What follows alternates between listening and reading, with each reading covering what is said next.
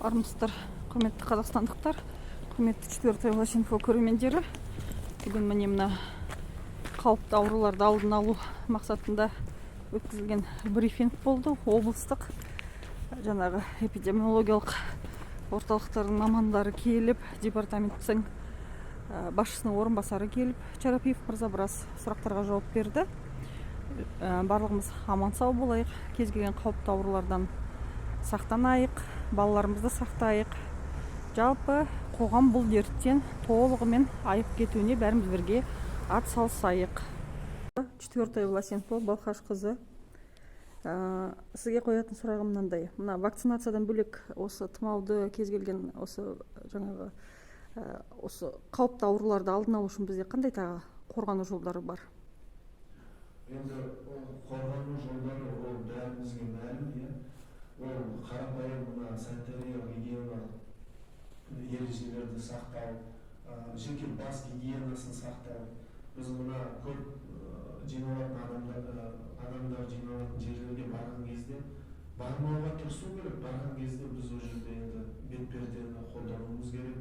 Ол тұмауға да, басқа да, КВИ-ға да, басқа да қарсы. Қолымызды жиі сабынмен жууымыз керек. Және балаларды осындай жерлерге, көп жиналатын жерлерге апармауға тырысу керек. Енді түшкірген кезде мысалы біз қолымызға емес, орамалға немесе шынтақтың майысқан жеріне түшкіруіміз керек. Осындай қарапайым. Біздің облыс көлемінде бүгінгі күнге мына ковидтің қандай түрі кеңінен таралып тұр қазіргі кезде? Ковид бар ма? Болмаса басқа да бір жаңағы тұмау, тағы қандай бір тіркелген қазіргі бір күресіп жатқан бір аурудың түрі бар ма бізде? Жоқ, қазір енді ондай аурулар жоқ. Қазіргі таңда енді бізде тұмау, мен жаңа айтып кеттім. Қарапайым тұмау түрі ғана тіркелген, басқа қауіпті ауру жоқ болса, дұрыс па?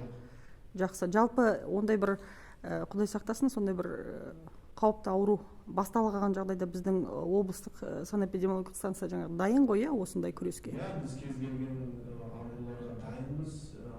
Мысалы, тосқауыл болуға дайынсыздар. Облыс әкімінің орынбасарымен бекітілген іс-шаралар жоспары бар. Кез келген ауруларға дайынбыз. Жақсы, рахмет сізге.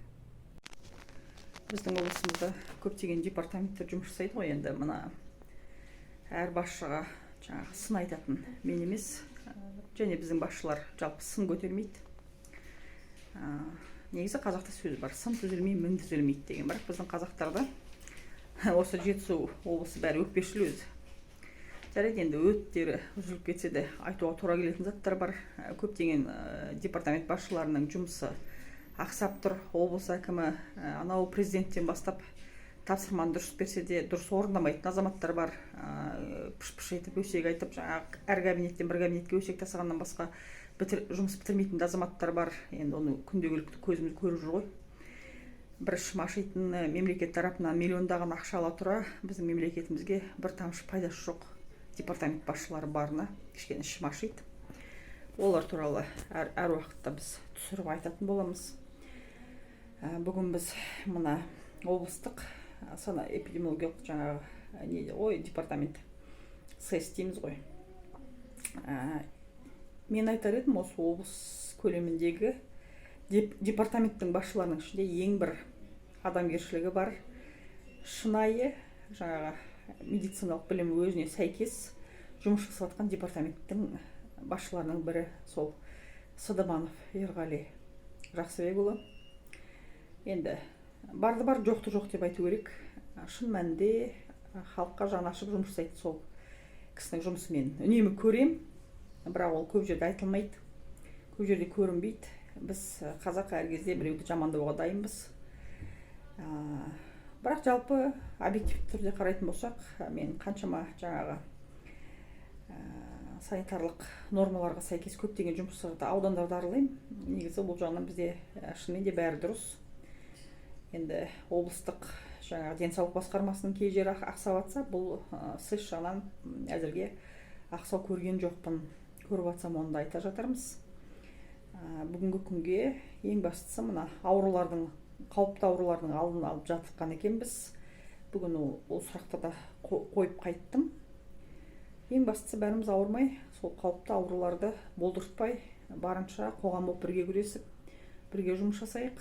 Егер осы тараптарда қандайды бір департамент басшылары өздерінің жұмыстарын дұрыс істемейді, толық атқармайды деген азаматтар мен азаматшалар болса, біз әр кезде оларды тыңдауға дайынбыз. Халықтың игілігі үшін бірге жұмыс жасайық. Құрметті Жетісу облысының тұрғындары.